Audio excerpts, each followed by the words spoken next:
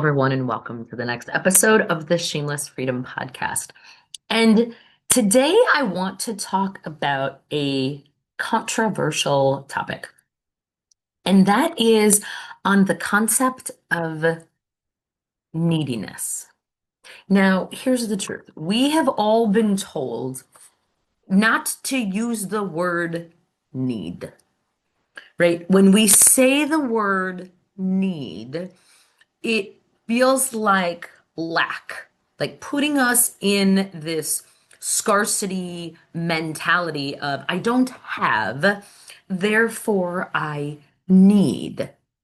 And so many of us don't use the word need and use the word desire instead. And the truth of the matter is, we all need each other as humans. We are not meant to live on this earth by ourselves. Yes, we are here to be embodied in our own truth, in the wholeness of who we are. And at the same time, God, Spirit, the universe, divine doesn't want us to do it alone. We were never meant to be alone and to do things alone. So we have this weird dichotomy with the word need because who wants to feel needy, right? We know and can feel the energy of someone when it comes across as needy. That I am looking to build something in me that I want someone outside of me to fill. And of course, we don't like that needy energy. None of us want to be needy. So, in an attempt to not be needy, we can put on this strong, independent armor of not needing anyone or anything. Now, I remember when I first got divorced, and I had so many people say to me, Jen, you don't need a man. You're a strong, independent woman. Stop focusing on the man. And my response to them was, it's not about needing a man. Like I desire to have one in my life. I desire to have that balance of masculine, feminine. Now, this does not mean that I need a masculine person to make me whole. What it means is that life is so much sweeter and easier when you allow others to support, guide, and help you. I want you to think back to ancient times, like years ago, and families and communities lived together. Women were the gatherers, men were the hunters. The men went out to get the food, the women gathered, did all of those things in community together, right? You had grandmothers, grandmothers, aunts, cousins, right? Like teaching the other women in the tribe the tribal knowledge that was important to life and survival. And they thrived on that because they had each other. And I love to use this example. I can't remember where it came from, but there's a story about washing clothes. And years ago, if you think in the tribal places, right, they washed their clothes together, right? And you had to wash clothes. So you would do that in community, sharing resources, telling stories, helping each other out, talking over while you're washing clothes. And nowadays, we now live in our own home. I live in my home. My mom lives in her home, right? The kid lives in this home. The sister lives over here. Like everybody has their own homes and also their own laundry, right? Their own washer and dryer. So there is no longer a need to commune with the other women because we now have this thing that's independent in our own home that we can use for washing and drying and cleaning our clothes. And as a result, we have become independent but siloed in our living. This is one of the reasons why so many women find communities, whether it is in a network marketing company, if it is a mastermind group, or some type of social group that you're a part of, because we need community. We need each other. We need each other's energy, wisdom, support, guidance, etc. Now, here's the twist, right? We're told we have everything inside of us, that we don't need anybody else. We don't need external validation, which is true. We don't need that external validation. However, we need each other for various things because we all have different skills, talents, and abilities. So when you are focused and using your skills and talents and abilities and are in your genius zone, you can then be the best version of yourself and help others with the knowledge, wisdom, expertise that you have that someone else does not have.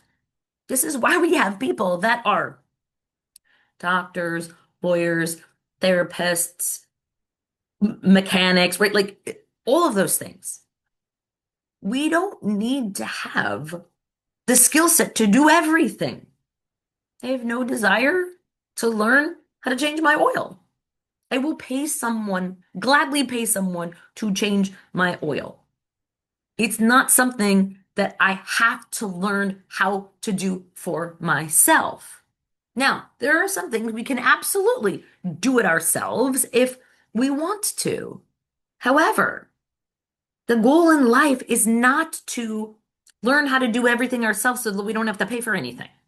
Or this actually happens in a lot of relationships too, where we expect our partner to be all of those other things that we need and or want that we don't know how to do. And that's not their job either. Their job is not to necessarily be, the handyman around the house and the chef and the this and the that and the whatever it is. But it doesn't mean that we don't need other people. We have just become a society that has come to ourselves. We've lost the built-in community that we have always had. It's interesting because when I lived with my mom for 4 years, maybe, I can't remember, it was beautiful because there were three generations of people living in one household. And I gotta be honest, I really think that that was the happiest time in my mother's life because she also felt needed. We all want to feel needed and to use the gifts, talents, and abilities that we have. And because I lived with her, she was able to provide things that she may not have been able to provide or do if I lived a half an hour away. And there were things that just naturally built into daily life because of the living quarters. Now, There are pros and cons to that. That's not the topic of this conversation. That might actually be for another podcast. But there's power in that community, in of that sharing of knowledge, wisdom, information, because you're in proximity with other people. And that is one of the things that we have lost over the years, is that we don't have that built-in support. So because we don't have that built in, and we've been taught to be independent, to not need other people, we tend to then try to do things on our own and unintentionally put up walls to block people from letting them in. And on one of my recent trips last month, there was a woman who said, you know, I'm I'm afraid and ashamed to admit that I actually have a need to need other people. And when she said that, it was this powerful, vulnerable moment that so many of us shy away from. We don't want to admit that we need others. We want to be independent and strong and show people how powerful and strong and independent we are. And the truth of the matter is, we need each other. We all do.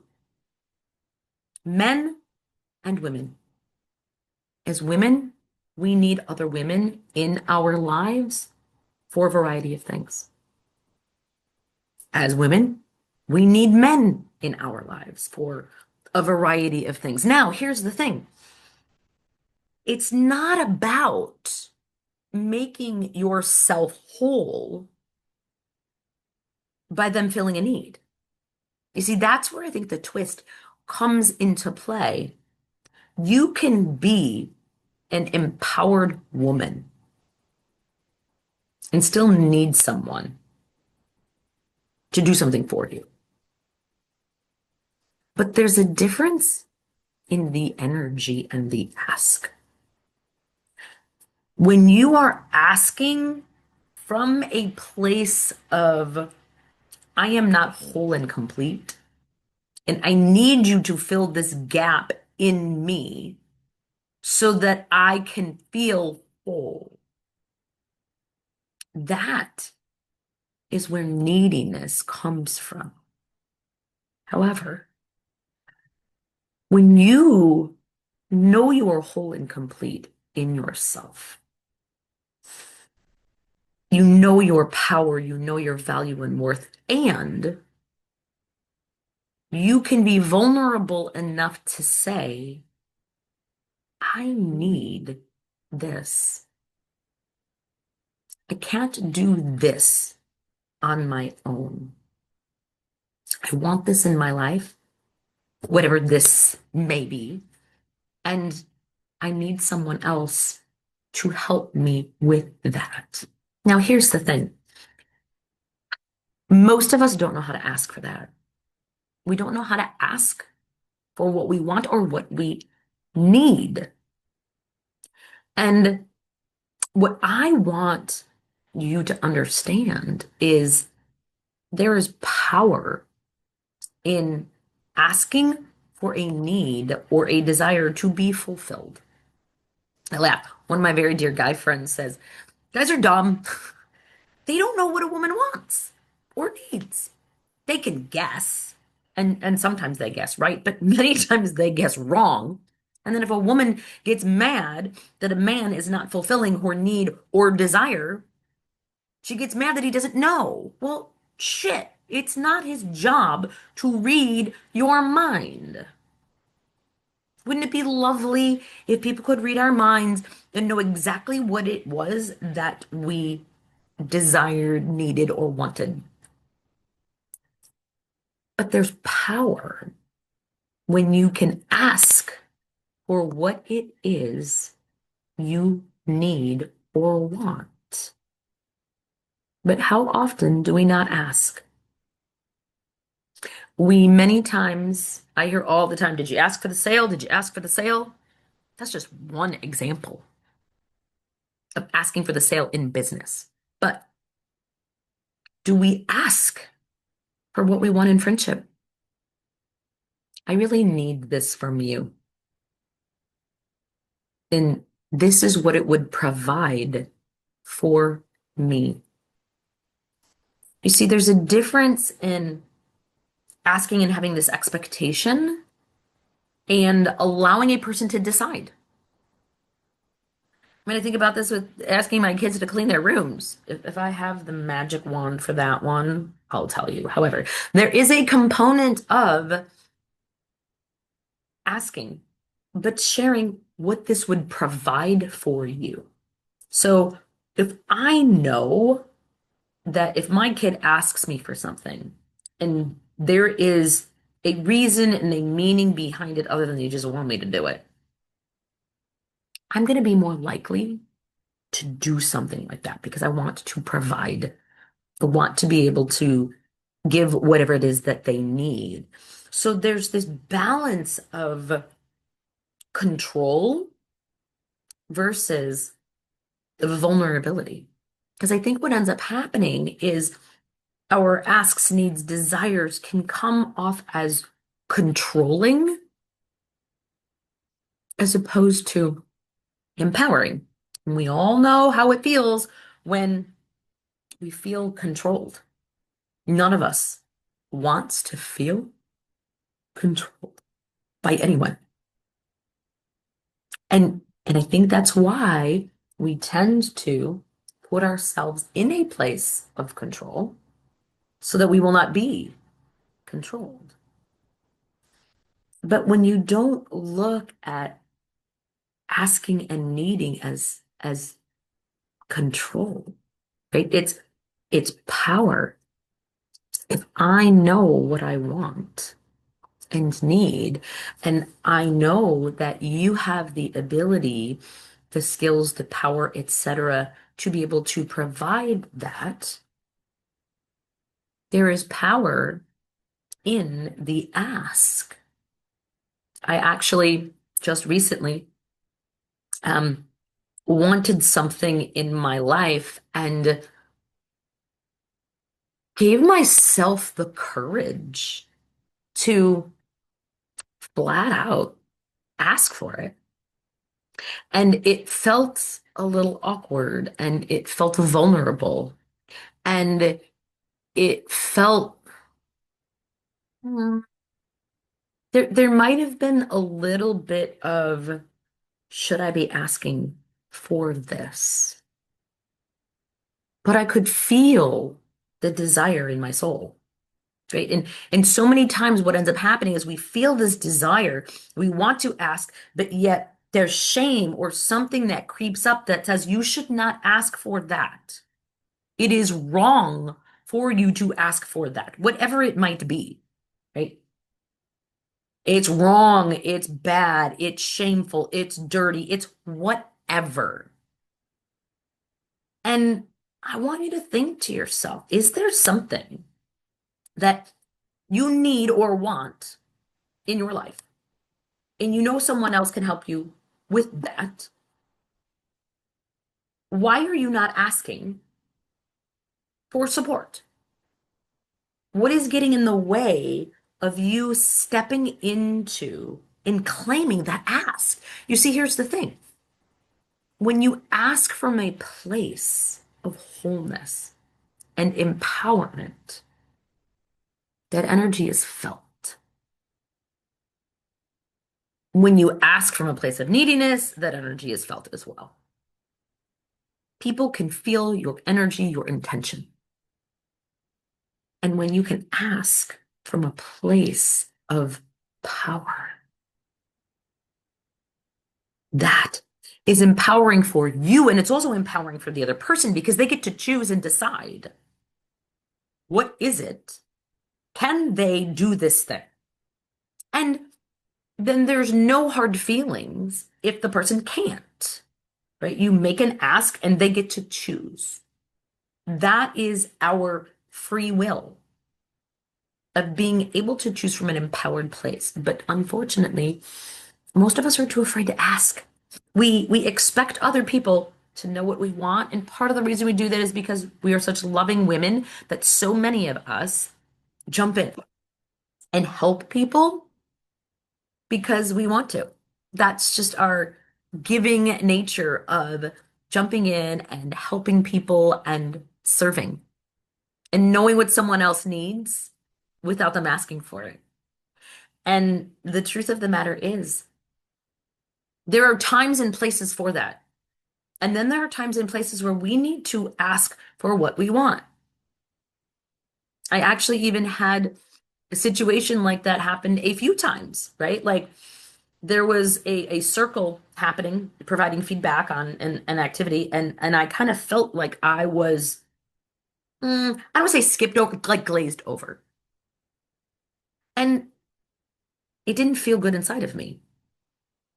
And I was like, why is everybody else getting feedback and I'm feeling not given the same attention? And I asked for it. I asked for and said, I want to know more. There's more for me here. There is something deep here for me.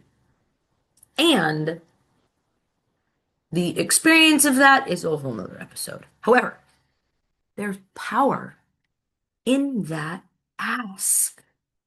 You see, I think what ends up happening a lot of times is we don't know how to ask. We get into positions where people provide information, give us information, do things for us without us asking, paying, etc. And then we get used to that. But we need to be able to learn to be in our power and to ask for what we want from whoever it is and to be okay with the outcome. If someone says yes, great. If someone says no, great. It's not a reflection of you. When you are standing in your own power and you are asking from a place of power, you may actually end up getting more yeses because people are feeling your power. It's not about neediness. It's about asking from an empowered place. And who does not want to support someone from an empowered place? I'm smiling. I'm thinking about my youngest son who is thinking about what he wants to do for college. And we came up with some different ideas. And I said to him, I'm like, go ahead and ask some of the men in your life, right? Old coaches, our chiropractor, etc., what they think. And of course, he's 16, right? He is in this space of not really knowing what to ask, feeling nervous about asking, um, not really knowing what the outcome is going to be. So we had a conversation and we saw our chiropractor the next day and I planted a seed. He asked his question and Doc came out and said, "Oh my God, this is great for you. Do you have any idea the power that you will have if you go and you ask? Go reach out to, what was it? Sports mindset type of thing, right? Like if you want to be in that field, go call someone who does that work now. Tell them you're interested, you're intrigued, you want to learn more. You ask from an empowered place. Yes, you're wanting information, but he's asking from an empowered place. And what his advice to him was, all these people, they are going to remember you. When you can ask someone else for what you want and what it will provide for you, they want to support you. But you have to ask. You have to put yourself out there. You have to take the risk. Here's the thing. It's risky. I get it. No matter what the situation is. If you are asking for something in the bedroom, if you are asking for something about your job, if you're asking your partner, if you are asking someone about career advice, it doesn't matter. Putting yourself out there, it's a courageous act. and people respect you for it. And let me tell you this, you will also feel a new level of respect for yourself because in this one situation that I am personally thinking of, I was so proud of myself for asking for this wild, crazy desire thing that came up in my body. And it was vulnerable. And there was a part of me that thought, should I even ask for this? And this is where we need practice. We need opportunities where we can ask for what we want and know that it's okay to need from other people. I smiled because years ago I said that I was going to write a book called Ask for What You Really Want. And I had people from corporate saying, if you could teach women to ask for what they really wanted, you would have a gold mine. And who knows what's going to happen? Maybe there's something that's happening more here in this space because asking is powerful. It shows your courage. It shows your desire. It shows your power. And when you can show up and feel in that power and not diminish and feel in that place of yuckiness. And I'm just thinking of a situation a couple of years ago where I felt that I wanted something and I didn't know how to say it eloquently in an empowered way. And I was playing a victim. I played the needy, I don't want to say whiny, but scared little girl. That's what it was. The scared little girl came out to ask for what she wanted because she didn't have the words. And that's not coming from an empowered place. And I can look back on that and learn from it and see who I was, how I did it. And people can feel that energy. But when you're clear and you just ask for what you want, and I don't want to say you don't give a shit. I don't like when people talk like that and say, I don't give a shit what other people think. Because it's not about that. It's owning your power. It's being able to ask for what you need and know that you are still whole and complete. If that person does not say yes to that ask, but doesn't mean you can't ask the next person because maybe that's what's supposed to happen. Maybe you're supposed to ask someone else. And it's going to happen if you have the belief and the desire for that. It may just be a different outcome from a different person. But it's important for us to know the power to ask for what we need, what we want, and that needing others is not a sign of weakness. It is actually a sign of power. And when you can learn how to ask for what you need from an empowered place, watch and see how your world will shift.